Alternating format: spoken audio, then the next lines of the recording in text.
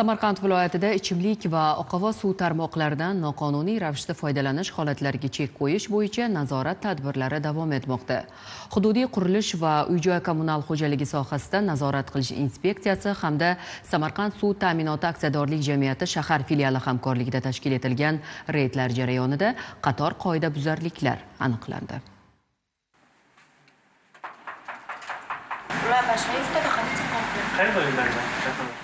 Samarqand viloyati hududiy qurilish va uy-joy kommunal xo'jaligi sohasida nazorat qilish inspeksiyasi hamda Samarqand suv ta'minoti aksiyadorlik jamiyati shahar filiali hamkorligida ichimlik va oqova suvlariga noqonuniy ulanishlarni aniqlash hamda bartaraf etishga qaratilgan reyd tadbirlari olib borildi.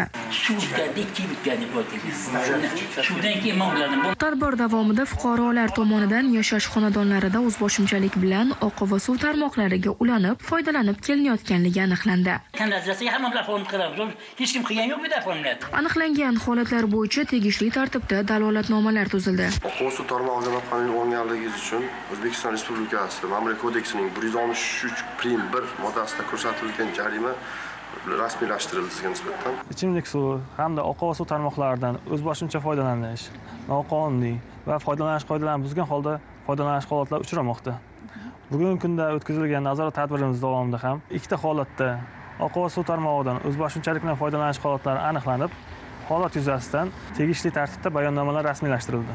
Bundan tashqari xonadon egalari ichimlik suvi ta'minotidan qarzdorligi bo'yicha bir necha marotaba ogohlantirilganligiga qaramasdan qarzdorlikni uzoq muddatdan buyon to'lamay kelganligi ma'lum bo'ldi va iste'molchi tarmoqdan uzildi. Ichimlik suvisiz bir kunni tasavvur etish qiyin aslida, ammo ba'zi fuqarolar ushbu ne'matdan foydalanib, unga haq to'lash vaqti kelganda iste'molchilik vazifalarini unutib qo'yadi. 10 yil 15 kun odam naqd beriladi.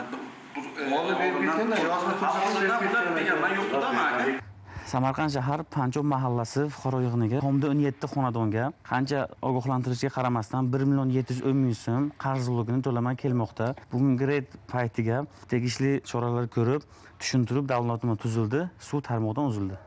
Joriy yil davomida aholi xonadonlarda olib borilgan shu kabi nazorat tadbirlari davomida inspeksiya tomonidan 300 ga yaqin holatda ichimlik va oqova suv tarmoqlaridan o'zboshimchalik bilan ulanib, noqonuniy ravishda foydalanish holatlari aniqlangan.